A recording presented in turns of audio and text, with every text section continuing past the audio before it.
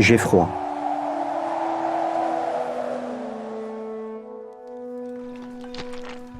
J'ai l'impression d'avoir froid depuis le premier jour où j'ai mis les pieds dans cette tranchée.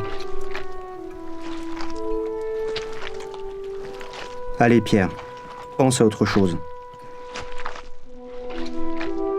Pense à ta chère Louise, à son sourire que tu reverras bientôt. Nous sommes en février, le 21 je crois. C'est le petit matin, tout est calme.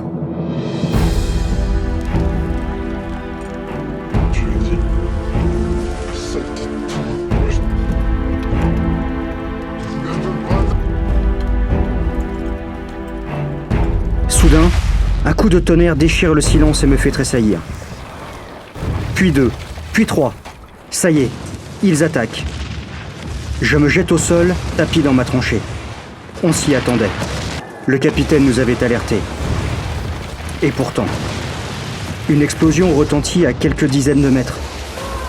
Puis tout autour de nous, le sol tremble. La terre se soulève en grosses gerbes qui retombent dans un énorme fracas. C'est un déluge de feu et d'acier en continu qui s'abat sur nous. Un obus s'écrase dans la tranchée dans un vacarme assourdissant. Je n'entends plus rien, à part un sifflement aigu et continu. J'aperçois à mes pieds le corps déchiqueté d'un soldat. Mes camarades sont pétrifiés. Ils hurlent, ils agonisent. On va tous y rester, Louise. J'ai peur. Pendant quelques secondes, l'orage de bombes se tait, laissant place à des râles de douleur et de désespoir sur le champ de bataille. La végétation a fait place à un décor apocalyptique. Une épaisse fumée âcre a remplacé l'air. Des sifflements et des explosions se font à nouveau entendre. Le ciel devient noir. Adieu, mon amour.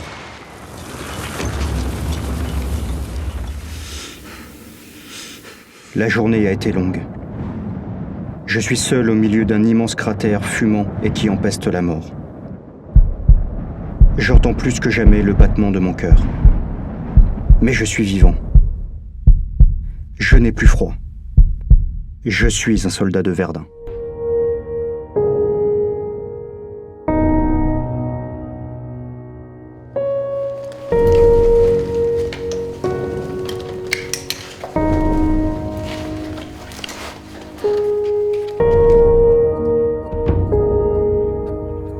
Meuse, mars 1916. L'offensive allemande a débuté il y a quelques semaines. La défense de la région exige de nouveaux efforts. Cheminots, mineurs, instituteurs ou paysans, chaque homme, dans toutes les divisions de France, est mobilisé. L'infanterie est en première ligne dans la fournaise de Verdun. Ces soldats vont vivre les pires souffrances de la Grande Guerre. Ils se relèvent dans une zone dévastée, criblée de trous d'obus, déchirés par les barbelés et imprégnés de gaz toxiques et de relents de mort. Leur mission ? Stopper à tout prix la progression de l'ennemi. Le caporal Pierre est de ces soldats, sales, fatigués, mal rasés, ceux que l'on surnomme les poilus. Il combat en première ou en deuxième ligne. Cela dure depuis 1 mois. Le pilonnage par l'artillerie allemande se prolonge jour et nuit. Pendant les instants de répit, il faut réparer et consolider la tranchée.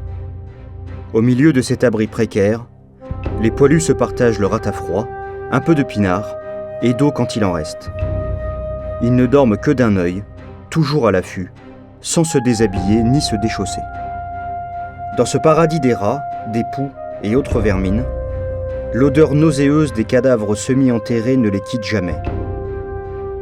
Chaque jour, Pierre assiste à la mort de ses compagnons à l'occasion de patrouilles ou d'incursions ennemies. Si l'on se réveille au bout du 4e jour, on peut obtenir 2 jours de relève. Puis il faut y retourner, dans la boue, le froid et la désolation. La mère tranchée les attendra.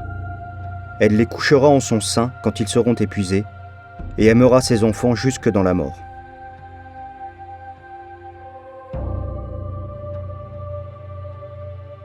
Aujourd'hui encore, pour être allé au bout de lui-même, le poilu incarne l'esprit de résistance et d'abnégation. Il représente l'héroïsme de ces citoyens soldats plongés dans la tourmente. Il symbolise, à travers les sacrifices consentis, la volonté de tenir d'une nation tout entière.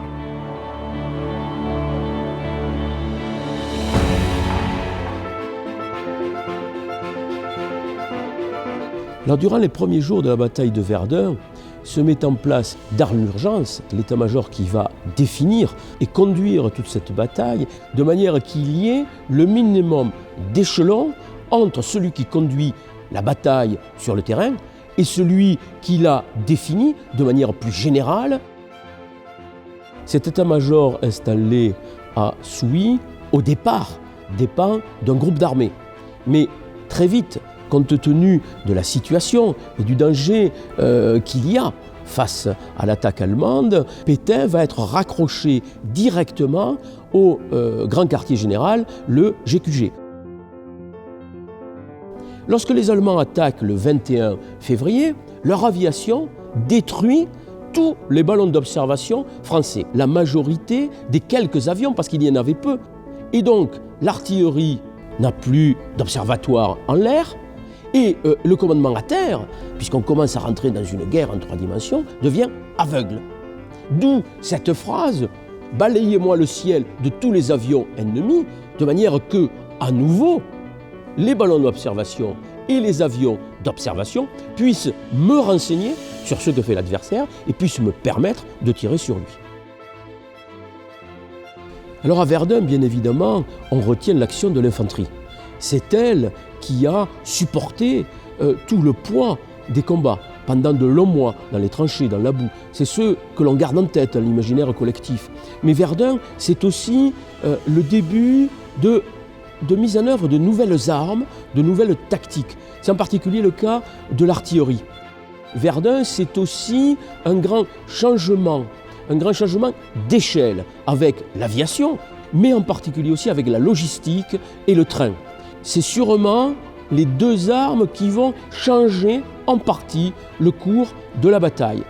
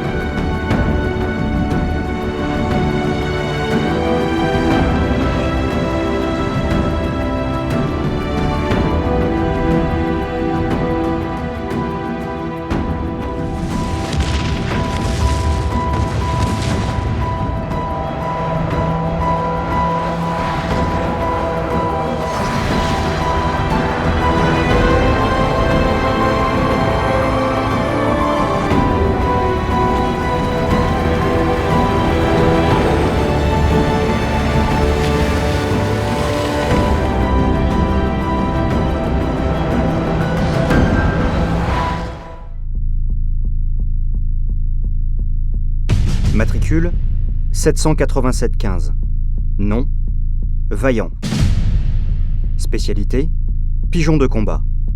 Devise, franchir ou mourir. En 1916, l'utilité du pigeon voyageur comme instrument de guerre n'est plus à démontrer. La bataille du Fort de Vaux va mettre à l'honneur ce soldat oublié de la Grande Guerre.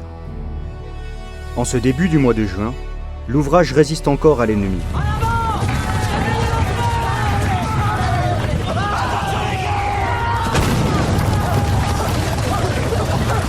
Le commandant Raynal, accompagné de quelques 600 hommes, s'est retranché dans les souterrains de cette forteresse. Le combat est terrible. Les morts se comptent par dizaines dans les deux camps. On manque d'eau, on manque de vivres, on manque d'air. Appuyés par les gaz de combat et les lance-flammes, les Allemands continuent d'avancer. Le 4 juin, le commandant envoie à l'état-major Vaillant son dernier pigeon, ultime recours de communication pour s'extraire au plus vite de cet enfer.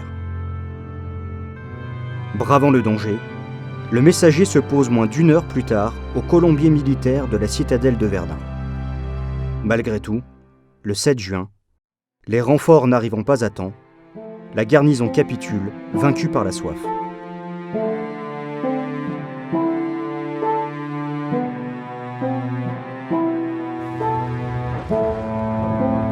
La ceinture des 38 fortifications édifiées autour de la ville de Verdun ne jouera pas le rôle militaire qui lui était dévolu avant la guerre.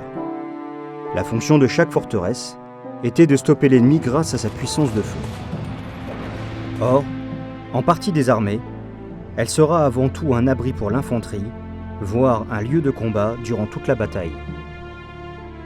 Considéré par l'adversaire comme la pièce maîtresse du système défensif de Verdun, le fort de Douaumont est investi par les troupes ennemies dès le 25 février. La citadelle va être transformée par les Allemands en gigantesque caserne fortifiée les semaines suivantes. Cela n'empêchera pas sa reconquête française au mois d'octobre. Vaillant, quant à lui, est resté dans la mémoire de Verdun et du fort de Vaux. Pour avoir accompli sa mission avec bravoure, il est même cité à l'ordre de la Nation. D'hier à aujourd'hui, les combattants atypiques que sont les animaux contribuent toujours avec panache à l'appui au combat des missions de l'armée de terre.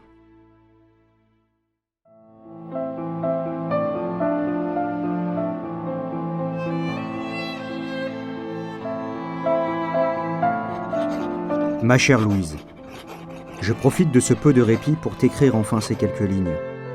Comment vas-tu ?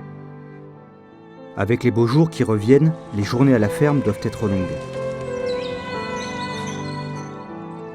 Comme il me manque ces travaux dans nos champs, et comme j'attends avec impatience la prochaine permission. Ces semaines passées loin de vous sont souvent difficiles, et chaque jour sans toi semble ne jamais finir. La semaine dernière, nous étions en première ligne. C'était dur, mais nous nous sommes bien battus, et les Boches en ont eu pour leur compte. Lucien a été blessé, mais rien de grave.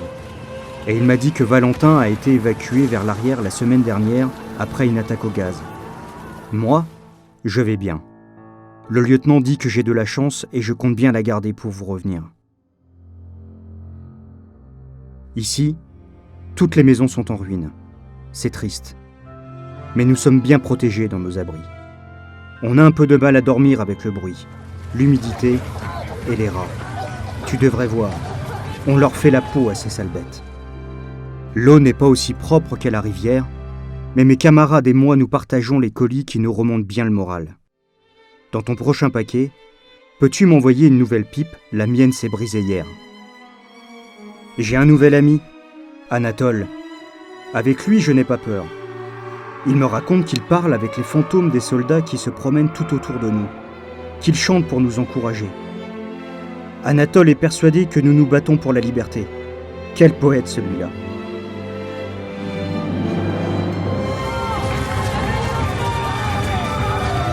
Ce matin, le capitaine nous a assuré que la guerre va bientôt se terminer avec l'offensive des Russes et l'entrée en guerre des Romains.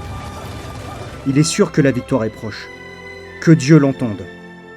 Il paraît que l'armée allemande a déjà perdu tellement d'hommes qu'elle ne peut plus résister longtemps.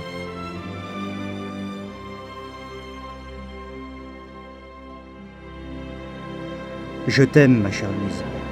Embrasse bien fort notre petite Mathilde. ton bien-aimé Pierre.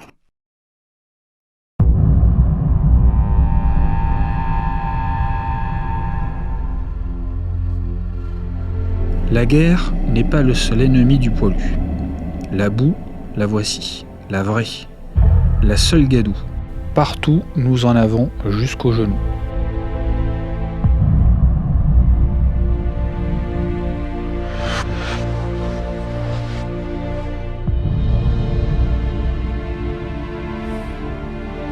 Par temps de pluie, la terre des tranchées, bouleversée par les obus, s'écroule un peu partout.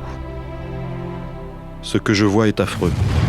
Des mains, des jambes, des têtes et des cuisses, coupées, émergent de la boue.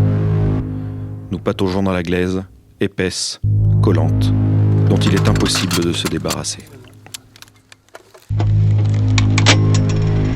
Je ne sais pas ce qui est le pire. Le bruit infernal du canon et des balles, ou la boue jusqu'à la cheville et même au-dessus. Elle nous envahit, nous ralentit et arrache nos grolles.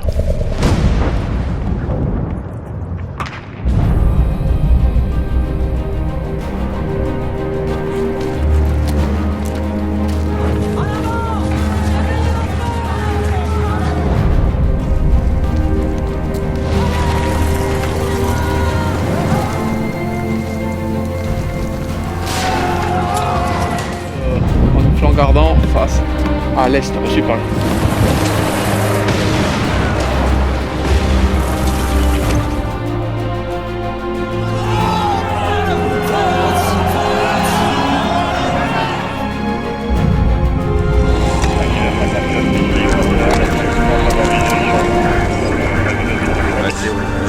Séparatiste 39 52 5908 6 séparatiste 39.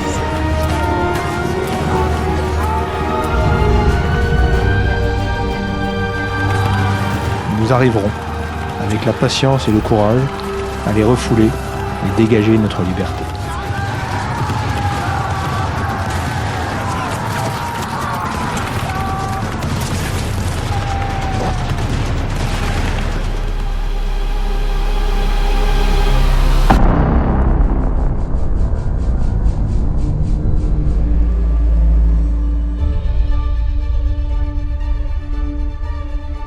Verdun, dès les premiers jours, l'armée allemande prend le pas.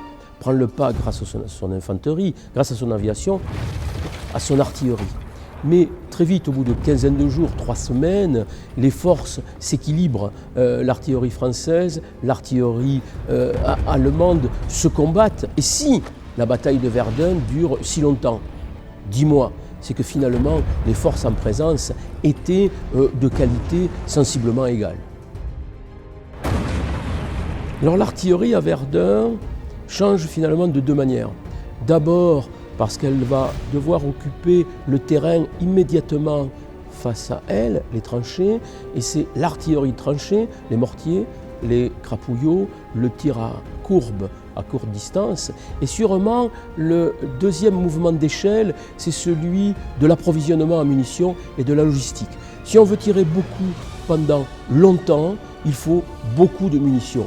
Et Verdun va être un des moments clés du changement du paradigme logistique.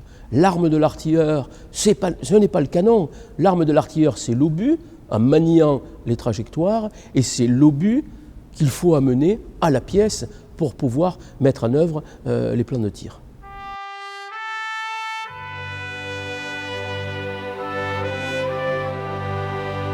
Pour encager l'action d'ensemble, eh bien, on va tirer à 10-15 km. Mais qui dit tirer loin, dit aussi monter dans les couches de l'atmosphère et donc devoir avoir des études météorologiques sur la température, sur la direction des vents, sur la pression atmosphérique.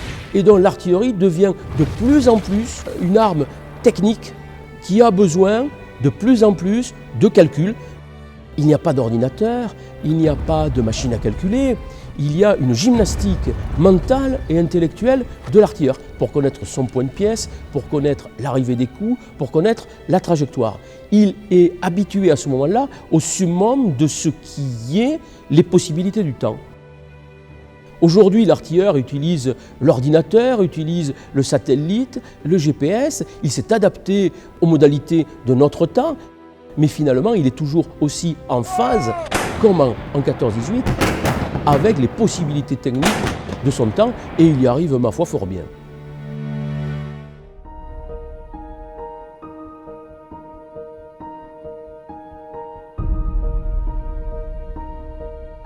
Alors l'état-major français fait appel aux colonies dès le début de la guerre. 42 millions d'habitants en France, plus de 60 millions en Allemagne, et donc moins de conscrits, moins de soldats en France. L'idée du futur général Mangin, c'est d'employer des bataillons de tirailleurs sénégalais pour la pacification et la conservation de l'Empire, de façon à concentrer les ressources métropolitaines en France, sur le front des Vosges. Très rapidement, avec les pertes des premières semaines de guerre, l'apport de la ressource coloniale est indispensable, et dès le début de la guerre, les premiers bataillons progressivement vont rejoindre la métropole.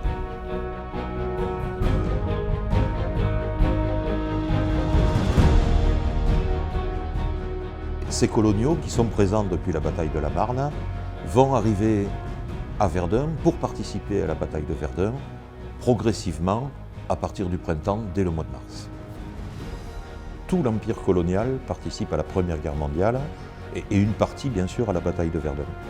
Et pour comprendre comment tout cela s'organise, il faut bien se souvenir qu'on a 3 composantes dans l'armée française de l'époque. Une armée métropolitaine dans l'Hexagone, une armée d'Afrique en Afrique du Nord, Algérie, Tunisie, et auquel on ajoute le Maroc, et une armée proprement coloniale, Afrique occidentale, Afrique équatoriale, Madagascar, Indochine.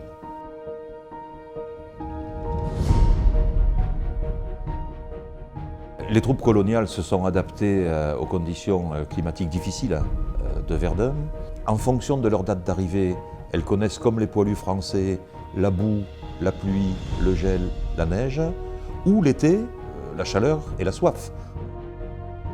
Les points forts et les qualités que l'on reconnaît généralement aux troupes coloniales, rusticité, leur ardeur dans l'assaut, leur vigueur dans l'offensive, c'est vraiment dans les troupes coloniales une symbiose entre les cadres européens qui vivent avec leurs soldats et les soldats coloniaux qui leur font toute confiance.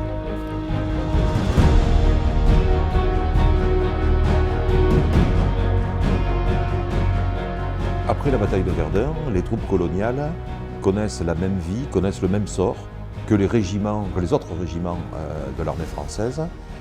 Les coloniaux qui sont démobilisés rejoignent bien sûr leur pays, leur territoire d'origine, avec un double sentiment. D'une part, ils pensent que leur contribution à la victoire n'a pas été totalement reconnue, mais ils ont aussi pour beaucoup la fierté d'avoir contribué à la défense de la France, et on le voit sur de très très nombreuses photos d'époque où ils arborent toutes leurs décorations.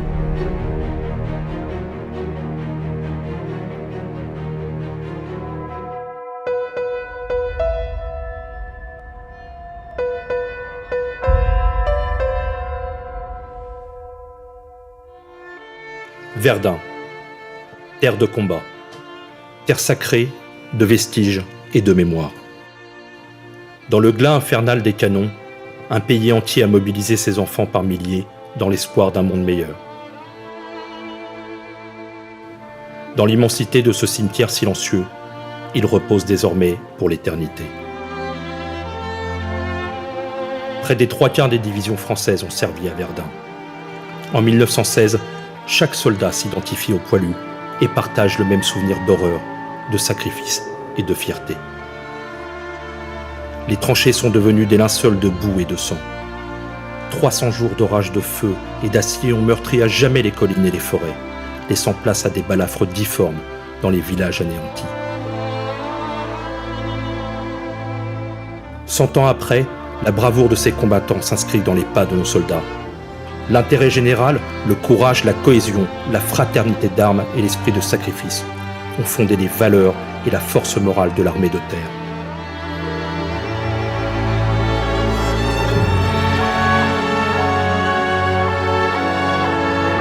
Le pèlerin peut entendre quand il arrive à Verdun les chœurs des guerriers qui sont tombés au champ d'honneur.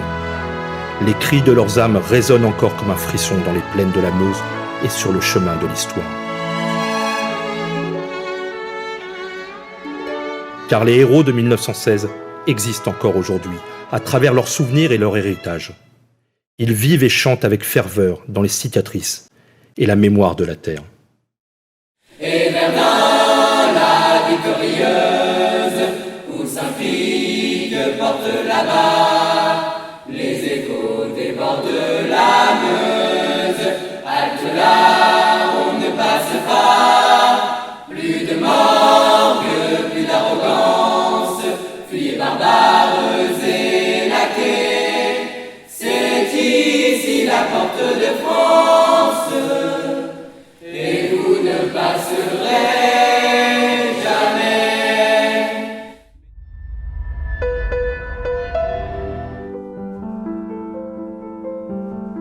Décembre 1916. 10 longs mois se sont écoulés. L'ennemi n'est pas passé, il a reculé.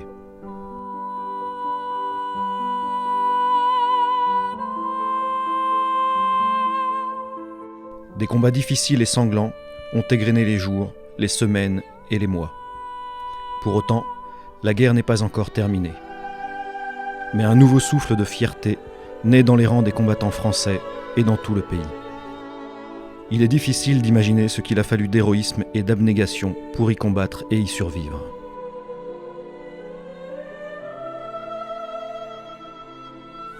Aujourd'hui, Verdun est gravé dans notre mémoire collective et dans l'histoire. Cette bataille est devenue un symbole national de l'esprit de défense.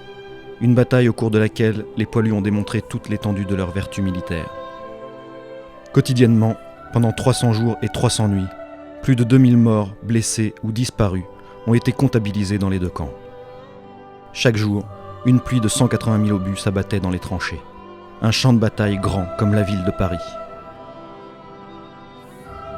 Verdun, c'est surtout l'histoire de plus d'1 million de soldats venus combattre pour ne pas subir. Cela fait maintenant 1 siècle que les canons de Verdun se sont tus.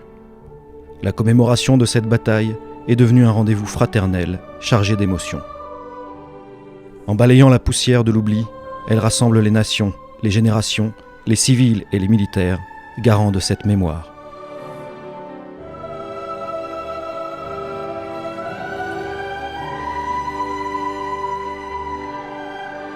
Un vrai temps d'hiver ce matin à Verdun et avec un seul petit degré devant l'ossuaire de Douaumont, nous n'avons pourtant qu'une impression très faible, très modeste de tout ce qu'ont pu subir nos aînés il y a 1 siècle. Alors cette immense bataille de Verdun de février à décembre 1916, elle leur a fait tout connaître, toutes les souffrances, ils ont tout enduré et pourtant la bataille n'est pas terminée. Les combats vont se poursuivre en 1917 et jusqu'à la victoire de novembre 1918, on va se battre dans la grande région de Verdun. Nos soldats aujourd'hui font preuve des mêmes valeurs, ils témoignent de courage, ils témoignent d'endurance, ils témoignent de qualité de résistance, ils témoignent de savoir-faire tactique, technique, globalement identique à ceux dont ont témoigné les poilus de la Grande Guerre. Et il y a dans cet héritage que les soldats de l'armée de terre d'aujourd'hui reçoivent des poilus de Verdun, une représentation matérielle très forte qui sont les mentions Verdun 1916 que l'on trouve sur plusieurs dizaines des drapeaux de nos régiments et de nos formations d'aujourd'hui. L'héritage de Verdun, c'est une part de ce que nous sommes et c'est une part de ce qui explique et justifie l'action de nos soldats sur tous les terrains.